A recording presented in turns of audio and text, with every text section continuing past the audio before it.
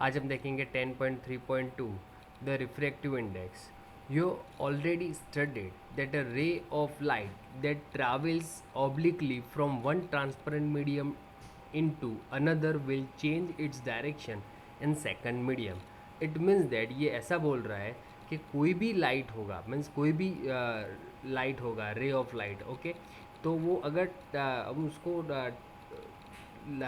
One medium में से transfer करेंगे, ट्रांसपेरेंट मीडियम में से, तो वो अगर दूसरे मीडियम में जाएगा तो वो क्या होगा, स्लाइडली बेंड हो जाएगा. अब ये इसका मीनिंग क्या वो मैं आपको बता दूँ. तो इसका मीनिंग ये हुआ कि जब भी कोई भी रेज होता है जो एयर में से अगर ग्लास में जाता है तो वो ट्रैवल होता है तो क्या होता है, बेंड हो जाता है. तो सेम देखो यहाँ पे हमने रेज डाला तो यहाँ पे रेज डाल के यहाँ पे थोड़ा बेंड हो गया रे. ओके, तो ये हमको यहाँ पे बता रहा है. The extended of change in direction that take place in a given pair of media is expressed in term of the reflective index, the constant appearing on the right hand side of equation 10.4. देखो यहाँ पे क्या है, हमको यहाँ पे यही दिखा रहा है कि जब भी चेंज जो होता है जो मीडिया में ट्रांसफ़र, सपोज़ मैं बोलूँ कि एयर में से ग्लास में आता है, बरोबर, तो वो कितना ट्रांसफ़र होगा, कितना डायरेक्शन चेंज करेगा. तो यहाँ पे ये देखो यहाँ पे लिखा है change in direction take place in a given pair of media is expressed in term of the reflective index. और रिफ्लेक्टिव इंडेक्स इसको ही बोलते हैं कि कितना वो रिफ्लेक्ट होगा. अगर एयर में से ग्लास में आ रहा है तो वो कितना रिफ्लेक्ट होगा, हम वो जो मेज़र करने का कोई इंडेक्स होना चाहिए ना भाई. एयर में से ग्लास में आएगा तो इतना सा जो रेज है वो थोड़ा टेढ़ा जाएगा, मीन्स रिफ्लेक्ट होगा. ओके, उसको ऐसा समझना है हमको. तो कोई कुछ एक लेवल तो होना चाहिए. मैं बोलूँ कि चलो पानी में से कैरोसिन में जाएगा तो पानी में से कोई एक रे डाल रहा हूँ और वो कैरोसिन में से पास होगा तो वो कितना बैंड होगा, जो रेज है. ये सपोज़ यहाँ समझ लो ये पानी है और ये नीचे कैरोसिन है. यहाँ पे तो हमको दिया हुआ है एयर और ग्लास दिया हुआ है, पर ऐसा समझना है हमको कि यहाँ पे पानी है और यहाँ पे कैरोसिन है. जब यहाँ से रेज इनसाइड जाएगा तो यहाँ से जो जहाँ यहाँ से जो बैंड हो रहा है और इनसाइड ट्रांसफर जो यहाँ पे क्या बोलते थोड़ा बेंड हो रहा है रेज मीन उसको रिफ्रैक्ट हो रहा है. तो रिफ्रैक्ट हो रहा है तो कितना हो रहा है, तो पानी में से कैरोसिन में जाएगा तो कितना रिफ्रैक्ट होगा उसको बोलते हैं रिफ्रैक्टिव इंडेक्स. कितना मीन्स वो उसको हम बोलते हैं refractive index. Okay, the constant appear on the right hand side of 10 point means ये जो हमारा ऊपर वाला जो इक्वेशन है ये वाला, इसके ऊपर से ये बनाया हुआ है, वो कांस्टेंट होता है. वो कैसा होता है, कांस्टेंट होता है. यहाँ पे लिखा है the refractive index can be linked to the important physical quantity, the reflective speed of the propagation of light in different medium. It turns out the light propagate with the different speed in different medium. देखो ये क्या बोला है, refractive index क्या होता है कि जब भी कोई रेज होती है या लाइट होती है वो हर एक फिजिकल जो मीडियम होता है उससे वो जो लाइट जो पास होती है उसकी स्पीड हर एक मीडियम में अलग होती है. इसका मीनिंग क्या हुआ, तो लाइट अगर हम टॉर्च फेंकेंगे एयर के अंदर तो वो लाइट की स्पीड कितनी होगी, तो वो एयर में अलग होगी, ग्लास में अलग होगी, वाटर में अलग होगी, कैरोसिन में अलग होगी, पेट्रोल में, मीन्स हर एक के अंदर वो डिफरेंट स्पीड होती है लाइट की. ओके, तो ये मीडियम के अंदर अलग अलग मीडियम के अंदर जो ट्रांसपेरेंट मीडियम है उसकी बात कर रहा हूँ. ट्रांसपेरेंट मीडियम का मीनिंग ये होता है कि जिसमें से लाइट पास हो सकती हो. तो कैरोसिन में से हो सकता है, पेट्रोल में से हो सकता है, घी में से हो सकता है, आइस में से हो सकता है, मीन्स वो सब ट्रांसपेरेंट मीडियम है. Okay, like that. तो इन शॉर्ट वो बैंड कितनी होती है वो किसके ऊपर डिपेंडेंट होता है, उसकी स्पीड पे होता है. Okay, light travels the fastest in vacuum with the highest speed of 3 × 10⁻⁸ metre into second raise to inverse. अब इसका मीनिंग क्या हुआ, ये देखो वैक्यूम है ना उसमें सबसे जो लाइट होता है फास्टेस्ट में फास्टेस्ट स्पीड पे ट्रैवल करती है. ये यहाँ पे ऐसा बता रहा है. In air the speed of light is only marginally less compare to the vacuum. अब इसका मीनिंग ये हुआ कि वैक्यूम में और एयर में कोई ज़्यादा डिफरेंस नहीं है, इसके आसपास का ही स्पीड पे वो लाइट ट्रैवल करता है। If reduce the considerably in glass और वाटर, मीन्स रिड्यूस होता है तो किस में, ग्लास और वाटर में वो रिड्यूस होता है। इसका मीनिंग क्या मैं आपको बता दूँ। देखो एयर के अंदर जो स्पीड पे जा, जो वैक्यूम में और एयर में जो स्पीड पे जाता है ना लाइट, वो दोनों सेम ही है, कोई ज़्यादा डिफरेंट नहीं है। पर यहाँ पे क्या है कि ग्लास और वाटर जो ऐसे हैं कि जिसके अंदर लाइट का स्पीड बहुत कम हो जाता है। अगर उसका स्पीड कम हो जाएगा, उसका मीनिंग ये हुआ कि स्पीड कम हुआ तो उसका जो रेज होगा वो वो रिफ्लेक्ट होके उसका डायरेक्शन चेंज हो जाएगा। तो यहाँ पे यही बोल रहे हैं, देखो यहाँ से ये जो हमारा रेज हमने डाला, ओके, तो एयर में है, यहाँ से आया और यहाँ से ग्लास के अंदर जब एंटर होता है तब उसका रेज होता है वो रिफ्लेक्ट हो जाता है और वो अलग डायरेक्शन में जा रहा है। तो देखो, तो यहाँ से ये सीधा आना चाहिए, उसकी जगह पे ये थोड़ा मुड़ गया। क्यों मुड़ गया?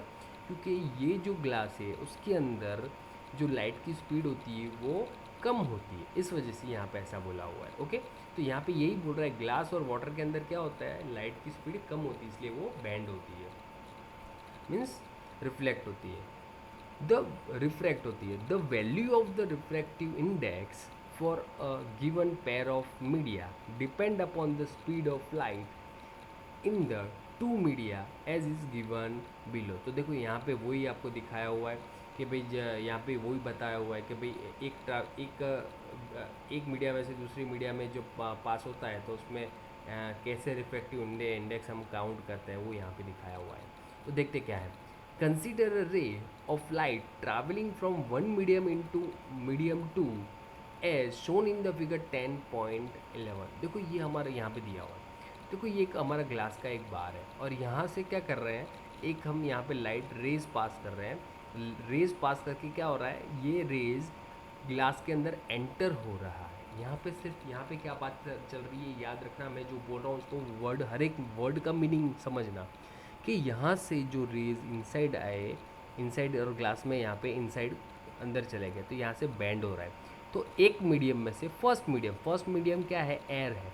सेकंड मीडियम क्या है, ग्लास है। तो ये आपको समझना है कि एक मीडियम में से दूसरे मीडियम में एंटर हो रहा है, तो कितना बैंड हो रहा है वो हमको मेज़र करते हैं, हम उसको बोलते हैं रिफ्लेक्सिव इंडेक्स। उसको क्या बोलते हैं, रिफ्रैक्टिव इंडेक्स। उसको हम क्या बोलते हैं, रिफ्रैक्टिव इंडेक्स। एक मीडियम में से दूसरे मीडियम में कितना वो बैंड होता है, उसका मेज़रमेंट, जो मेज़र के भाई कितना बैंड हुआ, तो उसको हम बोलेंगे रिफ्रैक्टिव इंडेक्स। अब उसको मेज़र कैसे किया जाता है, तो यहाँ पे दिया हुआ है, देखो।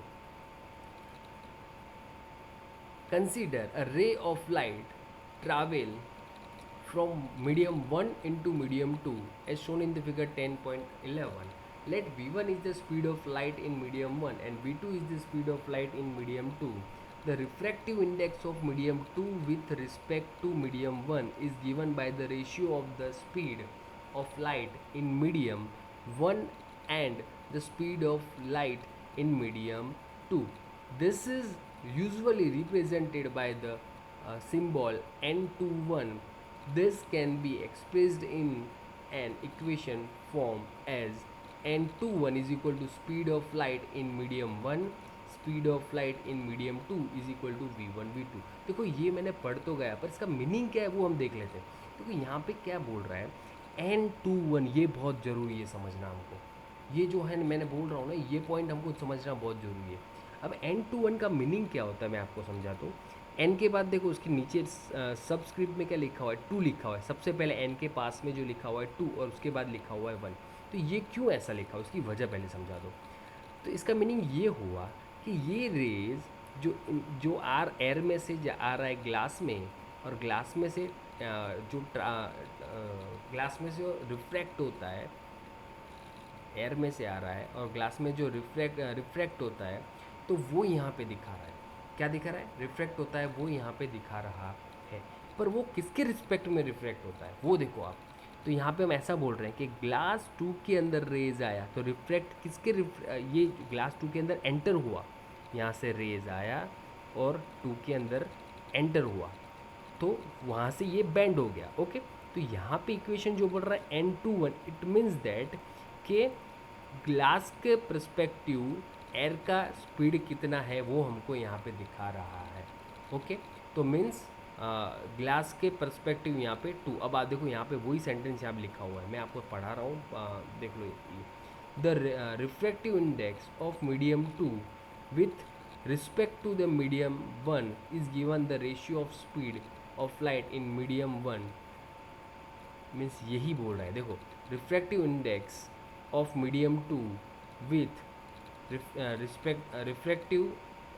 Respect to medium 1 means two के हिसाब से हमको मेज़र करना है कि 1 में से आ रहा है तो 2 के अंदर कितना बैंड हो रहा है, वो रेशियो है। ओके, फिर सेम चीज़ यहाँ पे अगर by the same argument the refractive index of medium is 1 with respect to the medium 2 is represented as n12 it is given by this। अब ये ऐसा बोल रहा है कि देखो यहाँ से अगर ये कांच का ये एयर का जो एयर में से रेज आया कांच के अंदर इंटर हो रहा है, तो हम क्या बोल रहे हैं कि भाई कांच के हिसाब से एयर में से आ रहा है तो कितना बैंड हो रहा है। तो यहाँ पे अगर वही चीज़ अगर ऐसा समझ लो कि ये कांच में से ये रेज बाहर की तरफ जाएगा कहीं ना कहीं। ओके, तो वापस वो मुड़ता है, तो मैं आपको उसका डायग्राम दिखा रहा हूँ आपको, मेरे पास डायग्राम है। ओके, ये रहा, देखो ये रेज आया एयर में से यहाँ पे आ रहा है, ये ग्लास के अंदर एंटर हो रहा है। ये तो पहली प्रोसीजर है, फर्स्ट इक्वेशन कि ग्लास के रिस्पेक्टिव एयर में से आने का तो n21 बोलने का, इसको क्या बोलने का n21।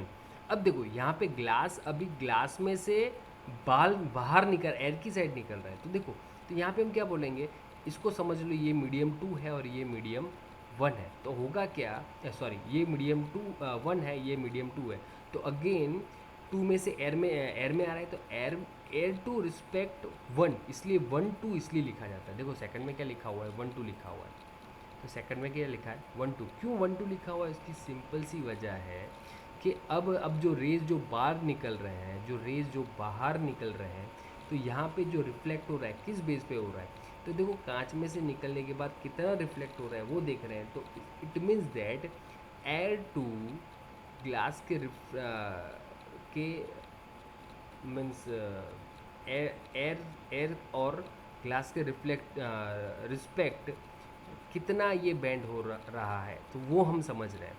ओके, एयर के हिसाब से मीन्स एयर के अंदर कितना बैंड हो रहा है वो हम देखना है, तो यहाँ पे n12 हमको लिखना पड़ेगा। ओके, चलो आगे बढ़ते हैं। तो यहाँ पे v1 v2 लिखा हुआ है, v1 v2 क्या है, speed of first medium and speed of second medium, बस और कुछ नहीं है। Okay, in medium 1 is vacuum or air, then the refractive index of medium 2 is considered with the respect to vacuum. This is called the absolute refractive index of the medium। देखो यहाँ पे ये क्या बोल रहा है, absolute refractive, इसका meaning क्या हुआ, absolute refractive index। absolute refractive index क्या होता है कि जब भी एयर में से कोई दूसरे मीडियम के अंदर कोई दूसरे का मीनिंग क्या हुआ, यहाँ एयर है और यहाँ पे ग्लास है, तो एयर तो फिक्स हो गया कि एयर में से आ रहा है और कोई दूसरे में मीन्स यहाँ पे ग्लास भी हो सकता है, पानी भी हो सकता है, केरोसिन भी हो सकता है, पेट्रोल भी हो सकता है, तो पर वन साइड क्या हो गया फिक्स, एयर और वैक्यूम, ये साइड फिक्स हो गया, पर ये साइड क्या होगा, कोई भी मीडियम हो जाएगा, पानी, ग्लास, केरोसिन, आइस, कोई भी हो सकता है। तो means in short one side air और सेकंड साइड एनी मीडियम, तो इसको बोलते हैं एब्सोल्यूट रिफ्रैक्टिव इंडेक्स बोलते हैं of the medium. It is simply represented as the n2। और यहाँ पे हम क्या समझते, यहाँ पे हमको उसको डिफाइन करना है, यहाँ पे n12 बोलते थे ना, अब यहाँ पे क्या बोल रहा है, n2 बोल रहा है, सिर्फ यहाँ पे क्या बोलना है n2। n1 का कोई डिस्कशन ही नहीं होगा, क्यों, ये फिक्स ही होगा, ये एयर में से आ रहा है, पर यहाँ पे चेंज होता रहता है। यहाँ पे ग्लास है, उसकी जगह वाटर हो जाएगा, तो यहाँ पे n2 की जगह पे n water, n glass, n ice, n जो भी मीन्स n के नीचे ये 2 का मीनिंग क्या हुआ, जो सेकंड मीडियम होगा वो n2। तो आपको समझ में आ गया होगा। तो मीन्स यहाँ पे जैसे दोनों लिख रहे थे वैसा नहीं, यहाँ पे सिर्फ सिंगल लिखना है। क्यों, एब्सोल्यूट रिफ्रैक्टिव इंडेक्स का मीनिंग ही ये होता है कि वन साइड कंपलसरी एयर होना चाहिए, दूसरी साइड कोई भी होना चाहिए। अगर हमको मालूम ही है कि अगर ये 2 के बाद 1 लिखना है तो हम क्यों हर बार लिखें, इससे अच्छा n2 ही क्यों नहीं लिखे, इसलिए यहाँ पे ऐसा दिया हुआ है। If C is the speed of light, means C क्या है, हमारा स्पीड ऑफ लाइट है in air, and V is the speed of light in medium, means यही जो ऊपर वाला जो फॉर्मूला है वही है यहाँ पे। Speed of light in air and speed of light in medium. Medium का मीनिंग हुआ जो भी हम ले, ग्लास, वाटर, आइस, जो भी, केरोसिन, पेट्रोल, जो भी हो उसकी बात करें, इसको सी अपॉन वी से यहाँ पे डिफाइन किया है। ऊपर क्या था, V1 V2 था, यहाँ पे सी अपॉन वी है, बस और कुछ नहीं है। ओके, देख रहे हैं आगे। तो the absolute refractive index of medium is simply called the refractive index, उसको रिफ्रैक्टिव इंडेक्स ही बोलते हैं। पर एब्सोल्यूट रिफ्रैक्टिव इंडेक्स को क्या बोलते हैं, रिफ्रैक्टिव इंडेक्स। क्यों? क्योंकि यहाँ पे एक टेबल दिया हुआ है, यहाँ पे टेबल में क्या दिखा है, देखो वन साइड फिक्स है, एयर है या वैक्यूम है, पर दूसरी साइड क्या है, आइस होगा, वाटर होगा, अल्कोहल होगा, केरोसिन होगा, फ्यूज्ड है, मीन्स दूसरा सब अलग अलग बहुत सारी चीज़ है। ओके, तो यहाँ पे आप समझ सकते हो। तो यहाँ पे इसे उसको बोलते हैं refractive index. The refractive index of the several media is given in the table 10.3। From the table you can know the refractive index of the water is 1.33। देखो NW क्यों लिखा है यहाँ पे, क्योंकि एयर और वाटर के बीच के अंदर जो स्पीड को मेज़र किया गया है, इसलिए NW एयर आना चाहिए, पर एयर तो हर बार डिफ़ॉल्ट होती है यहाँ पे पीछे की साइड, इसलिए हम यहाँ पे हमने लिखा नहीं है, तो सिर्फ NW लिखा है, is equal to 1.33। In short ये वाटर का है, इसलिए यहाँ पे NW लिखा हुआ है। अगर केरोसिन का होता तो K लिखा होता, ऐसे समझ लो आप। This means that the ratio of the speed of light in air and the speed of light in water equal to 1.33। देखो यही बोल रहा है, मैंने बोला था वही आ गया कि भाई एयर के जो वाटर के हिसाब से जो एयर में से आ रहा है और वाटर में ट्रांसपेरेंट हो रहा है, तो कितने लेवल पे वो बैंड हो रहा है जो हमारा रेज है, तो 1.33 लेवल पे बैंड हो रहा है। वो एक रेशियो के फॉर्म में दे दिया है। Similarly the refractive index of the crown glass NG, देखो ग्लास के लिए NG यूज़ किया, मीन्स यहाँ पे W फॉर वाटर और G फॉर ग्लास। तो अब NG का मीनिंग क्या हुआ कि एयर में से कोई ग्लास के अंदर आ रहा है, इसलिए उसको NG बोल रहा है, इसलिए समझ में आया। तो एयर में से ग्लास में, और यहाँ पे एयर में से वाटर में, तो एयर तो फिक्स हो गया हर एक जगह पे। Okay, 1.52। Such data are the helpful in many places, however you need not memorise the data. हमको इसकी ज़रूरत नहीं याद रखने की, बस समझने के लिए। Not from table 10.3 that a optically denser medium may not possess greater mass density. For example, kerosene have higher refractive index, is optically denser than water, and although its mass density is less than water. अब देखो यहाँ पे दो शब्द के use किए हुए हैं यहाँ पे। एक तो मास डेंसिटी, यहाँ पे एक शब्द यूज़ किया हुआ है मास डेंसिटी, और एक ऑप्टिकल डेंसिटी। ऑप्टिकल डेंसिटी में ऑप्टिकल डेंसर और मास डेंसिटी, अब ये दोनों में डिफरेंट क्या है मैं आपको दिखा दूँ। देखो यहाँ पे मास डेंसिटी किसको बोलते हैं, जो पार्टिकल्स एक दूसरे के एकदम नज़दीक होते हैं उसको मास डेंसिटी बोलते हैं। और जो ऑप्टिकल डेंसर किसको बोलते हैं, ये हमारा जो ये पोर्शन में आएगा, वहाँ पे पढ़ने के लिए आएगा कि भाई ऑप्टिकल डेंसर क्या है, बरोबर। पर ये मास डेंसिटी जो बोल रहा है कि पार्टिकल्स एक दूसरे से नज़दीक होने चाहिए, उसको इससे कुछ लेना देना ही नहीं है। ओके, वो आपको याद रखना है। तो मीन्स पार्टिकल्स नज़दीक हैं तो उससे कोई लेना देना नहीं। अब आप बोलोगे कि उससे क्या लेना देना नहीं है, देखो यहाँ पे वाटर के पार्टिकल्स जो है वो बहुत नज़दीक होते हैं कंपेयर टू केरोसिन। ओके, तो फिर भी यहाँ पे देखो रिफ्रैक्टिव इंडेक्स जो है, तो यहाँ पे 1.33 और ये 1.44 है। रिफ्रैक्टिव इंडेक्स क्यों बोलते हैं कि रेज जो इनसाइड जो पास होता है और कितना बैंड होता है, उसको हम बोलते हैं रिफ्रैक्टिव इंडेक्स। ओके, तो यहाँ पे 1.44 है। तो केरोसिन के अंदर क्या होता है कि उसमें रिफ्लेक्शन ज़्यादा होता है, मीन्स वो बैंड ज़्यादा होता है वाटर के कंपेयर में। तो इसलिए यहाँ पे मास डेंसिटी ज़्यादा है यहाँ पर, और यहाँ पे मास डेंसिटी कम है, फिर भी यहाँ पे रिफ्लेक्ट। तो मीन्स यहाँ पे मास डेंसिटी से कोई लेना देना नहीं है, यहाँ पे ऑप्टिकल डेंसिटी हमको यहाँ पे लेना है। तो देखो यहाँ पे यही बोला हुआ है, क्या बोला मैं आपको बता रहा हूँ। The ability of the medium to refract light is also expressed in term of the optical density. अब देखो ऑप्टिकल डेंसिटी यहाँ पे आ गया। अब ऑप्टिकल डेंसिटी मैंने आपको बोला था कि जितना जो अंदर जो एक काम कर रहे हैं पूरा पढ़ लेते हैं, फिर आपको समझा रहा हूँ क्योंकि उसमें ज़्यादा समझ में आएगा. Optical tensor has the definite connotation. It is not the same mass density. We have been used the term rarer medium and denser medium. अब जो यहाँ पे जो ऑप्टिकल डेंसिटी है उससे क्या किससे लेना देना है, तो ये दोनों वर्ड से लेना देना है, rarer medium and denser medium, उससे लेना देना. अब रेरर मीडियम और डेंसर मीडियम का मीनिंग क्या हुआ, तो रेरर का मीनिंग ये होता है कि जो एयर में से, एयर क्या है, रेरर मीडियम है, एयर क्या है हमारा रेरर, और डेंसर हमारा क्या है, ग्लास है, ग्लास हमारा डेंसर मीडियम है. अब वो आप बोलोगे कि सर एयर को ही रेरर क्यों बोला और ग्लास को ही डेंसर क्यों बोला, तो उसकी वजह इसका इंडेक्स है, रिफ्लेक्टिव इंडेक्स. देखो एयर का कितना है 1 है, और ग्लास का कितना था, ग्लास का क्राउन ग्लास ये रहा, ओके, उसका कितना था 1.52. देखो इसका 1 है, इसका 1 है और इसका 1.52 है. तो आप इसमें से 1 और 1.52 में से जिसका कम होगा उसको रेरर डेंसिटी बोलेंगे. उसको क्या बोलेंगे, रेरर डेंसिटी. मीन्स एयर को हम क्या बोलेंगे, रेरर डेंसिटी, और इसको क्या बोलेंगे, मीन्स ग्लास को हम क्या बोलेंगे, रेरर मीडियम और डेंसर मीडियम. ओके, उसको क्या बोलेंगे, रेरर मीडियम और डेंसर मीडियम. तो हमें एक डायग्राम यहाँ पे देखा हुआ है. तो ये रेज देखो, ये रेज हो रहा है और यहाँ से ग्लास में से पास हो रहा है, तो ये रेरर मीडियम है और ये कौन सा मीडियम है, डेंसर मीडियम है. समझ में आ गया, ये कौन सा मीडियम है, रेरर, और ये डेंसर है. ओके, चलो आपको मैं एक क्वेश्चन पूछ रहा हूँ. मैं क्वेश्चन जो पूछ रहा हूँ ये समझ लो, ये अल्कोहल और कैरोसिन, यहाँ पे दोनों का रिफ्लेक्टिव इंडेक्स दिया हुआ है.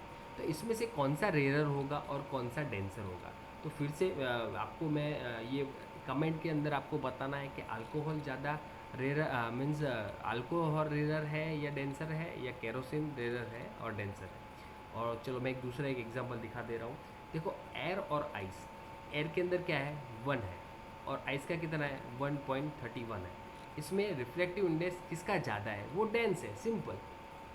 वो ये क्या हमारा हो गया 1.30, वो डेंस, और ये 1 कम है इसलिए रेरर. समझ में आ गया. ओके, तो आप कमेंट करके बता देना मैंने जो एक क्वेश्चन पूछा हो. तो वही यहाँ पे दिया हुआ है, the rarer medium and optically denser medium respectively. when can we say that the medium is optically denser than the other. हम कैसे कब बोल सकते हैं कि ऑप्टिकली डेंसर है. तो मैंने आपको ये क्वेश्चन पूछा, वही जो अभी मैंने क्वेश्चन पूछा वही यहाँ पे वापस पूछ रहा है. In comparing to media, the one with the larger refractive index is optically denser medium than the other. देखो ये मैंने बोला था वही आया ना, कि means larger refractive index means वो जितना बड़ा नंबर जितना बड़ा होगा वो ऑप्टिकली डेंसर होगा. Okay, and then other medium of lower reflective index means जिसका रिफ्लेक्टिव इंडेक्स कम होगा वो ऑप्टिकली रेरर होगा. ओके, तो रेरर होगा मीडिया. समझ में आ गया. The speed of the light is higher in the rarer medium than the denser medium. Thus, a ray of light traveling from a rarer medium to a denser medium slows down and bends toward the normal. When it travels from a denser medium to rarer medium, its speed bends away from the normal. अब देखो यहाँ से लेके यहाँ तक का meaning क्या है पहले आप समझ लो. यहाँ से लेके यहाँ तक का मीनिंग ये बता रहा है, मैं आपको डायग्राम से समझा रहा हूँ. देखो ये हमारा एयर है और ये हमारा ग्लास है. इसका रिफ्रैक्टिव इंडेक्स कितना है, बस 1 के आसपास है, और ये ग्लास का रिफ्रैक्टिव इंडेक्स कितना है 1 से ऊपर है, 1.4 के आसपास था, ऐसा कुछ है. ओके, तो ये याद रखने की ज़रूरत नहीं है, पर हमको ये मैं क्यों पूछ रहा हूँ उसकी वजह है. देखो यहाँ से आ रहा है, ये क्या है, रेरर मीडियम है, रेरर मीडियम. तो रेरर मीडियम में से हमारा जो रे आ रहा है वो किसके अंदर घुसा अभी, ये रे. तो ये रे हमारा जो इनसाइड कहाँ पे जा रहा है, तो ग्लास के अंदर जा रहा है, और वो क्या है, डेंसर है. तो होगा क्या, रेरर में से जब डेंसर मीडियम में आएगा तब जो ये रेज होता है, ये जो नॉर्मल लाइन है ना, नॉर्मल लाइन उसकी तरफ होगा ज़्यादातर. क्या होगा, ये उसकी तरफ होगा, मीन्स ये बने तब तक ये साइड नॉर्मल की साइड होगा. अब क्या होगा, देखो यहाँ पे देखना है अभी. अब देखो दूसरी सिचुएशन में बता रहा हूँ. अब ये हमारा डेंसर एरिया है, ये ग्लास हमारा क्या बोलते हैं, डेंसर मीडियम बोलते हैं. तो डेंसर मीडियम में से जब वापस रेयर मीडियम में जाएगा तो क्या होगा, ये नॉर्मल लाइन है उससे वो दूर जाएगा, मीन्स उसका एंगल बड़ा हो जाएगा। तो देखो यहाँ पे एंगल छोटा हो रहा है, यहाँ पे बड़ा हो रहा है। तो क्यों हो रहा है? क्योंकि ये रेयर में से डेंसर में आता है तो ये नॉर्मल के साइड रहता है ज़्यादातर, और यहाँ पे डेंसर में से रेयर में आता है तो ये नॉर्मल से उतना ही दूर भागता है, मीन्स उतना ज़्यादा रिफ्लेक्ट हो रहा है। ओके, तो ये इसका मीनिंग था। तो ये आपको समझ में आ गया होगा। उसके बाद नेक्स्ट पॉइंट है जो हम नेक्स्ट वीडियो में लेंगे। तो thank you for watching this video. अगर आपको ये वीडियो पसंद है तो प्लीज़ लाइक, सब्सक्राइब एंड अपने फ्रेंड के साथ शेयर करें। Thank you for watching this video.